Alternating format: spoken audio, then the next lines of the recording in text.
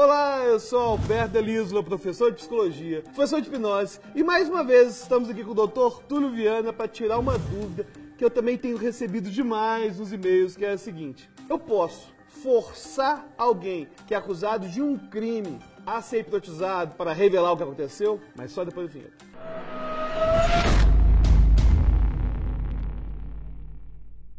Valeu, Túlio, Dr. Túlio Viana, do canal Túlio Viana TV. Inclusive, você que está assistindo, depois desse vídeo, você vai lá no canal do Túlio, em que ele fala tudo sobre direito, falácia, argumentação. E Túlio, a pergunta é a seguinte: eu recebi um e-mail de um policial, inclusive, e o policial me perguntou o seguinte: pretendo fazer seu curso presencial de hipnose, mas quero uma garantia de que, com certeza, se eu hipnotizar o bandido, ele vai me contar toda a verdade.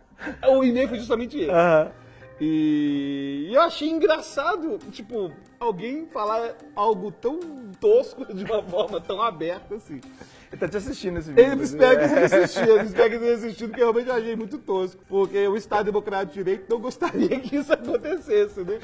Agora, eu queria saber o seguinte: esse policial, é claro que eu jamais daria, primeiro, uma garantia de que ele vai conseguir hipnotizar qualquer pessoa.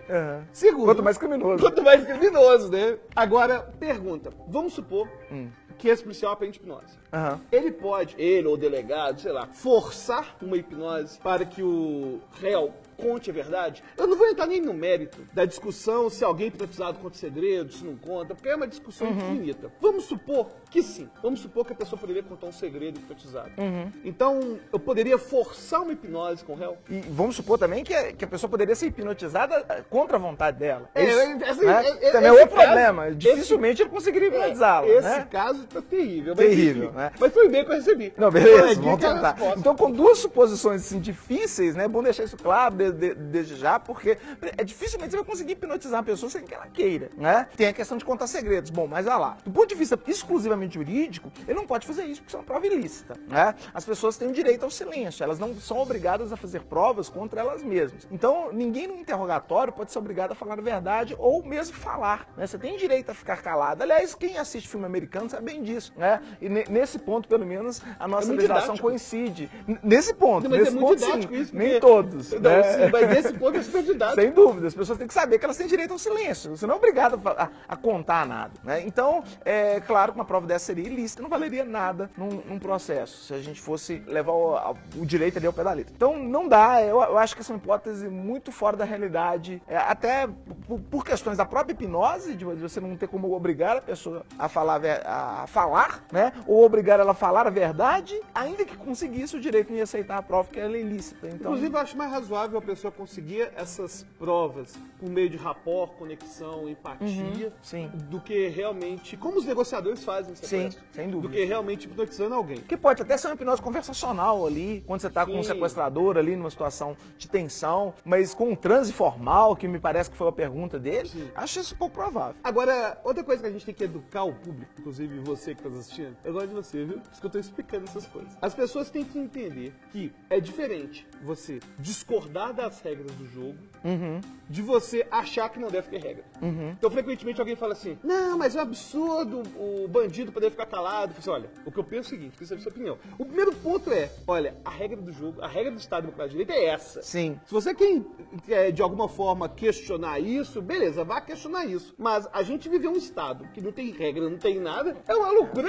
Aí a gente... E é bom esclarecer pro pessoal também por que existe essa regra. Porque se o indivíduo que está sendo acusado não tem direito de ficar calado, como que eu vou forçá-lo a falar? Com tortura? Né? Porque se a pessoa acha que ele tem obrigação de falar, como que o Estado ia obrigá-lo a falar? Torturando ele? Aí você fala, pode ser. Às vezes a pessoa tem em casa pensando, pode ser. Pelo amor de Deus, não acho. Mas só para explicar um negócio aqui, se você tortura o indivíduo, ele fala qualquer coisa. Ele fala que matou Jesus Cristo. Ele fala. Né? Sob tortura a pessoa mente, porque ela quer se livrar daquela tortura. Então, essa prova seria uma prova péssima, seria uma prova que não ia reproduzir a verdade. O Estado não tem interesse numa prova simplesmente para condenar alguém. O Estado está buscando, de certa forma, a verdade. Então, se você tortura alguém, você não vai. A última coisa que você vai ter é a verdade. A pessoa vai falar alguma coisa ali na hora, simplesmente para ficar livre e vai inventar qualquer coisa e pronto. É você não precisa nem entrar isso. no mérito humano de que torturar o coleguinha é ridículo. Não faz sentido torturar o coleguinha. Do ponto de vista utilitarista, é um péssimo negócio também, porque você vai chegar normalmente a provas frágeis, provas falsas. Então você que está assistindo, que não tem empatia, que geralmente é 2%, 3%, e YouTube, cara, 300 mil pessoas, imagina Sem dúvida. pessoas sem empatia. Pelo utilitarismo apenas já consegue acabar com essa ideia da tortura. Agora, isso não significa que a gente não possa ter uma hipnose forense, né? Sim. A gente pode utilizar a hipnose, por exemplo, para ajudar a vítima.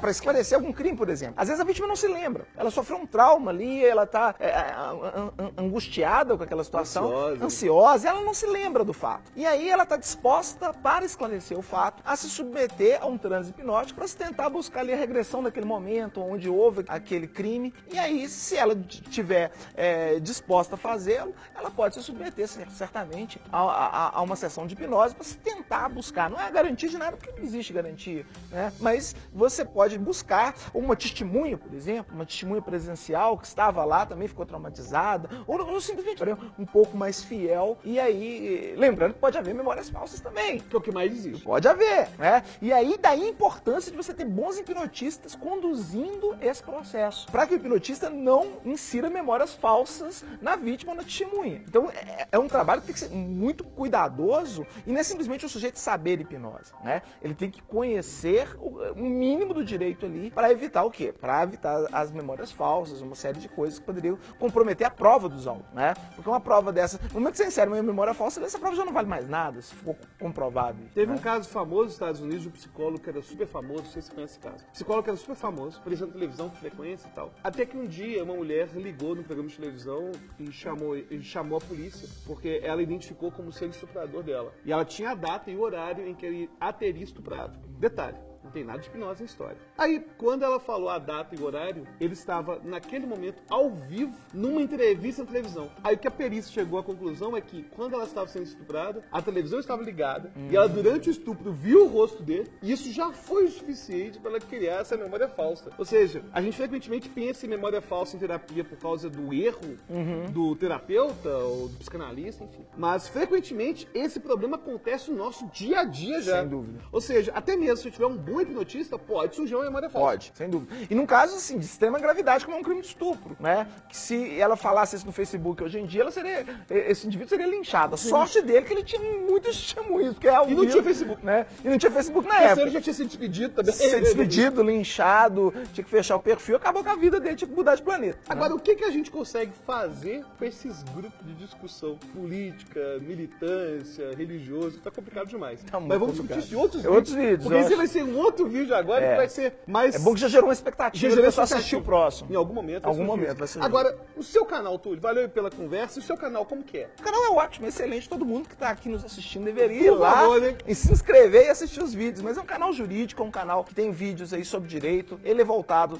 tanto para os estudantes de direito, mas também para as pessoas que não conhecem nada, a linguagem é muito simples e querem aprender um pouquinho sobre direito. Então visite lá, Túlio Viana TV. Túlio Viana TV, valeu, Túlio. Valeu, mais uma vez, E aí, obrigado. gostou do vídeo? Vai clicar em gostei. Vai inscrever-se no canal Alberto Elisboa. Vai lá no canal do Túlio Viana. Vai compartilhar esse vídeo com seus amigos e até a próxima.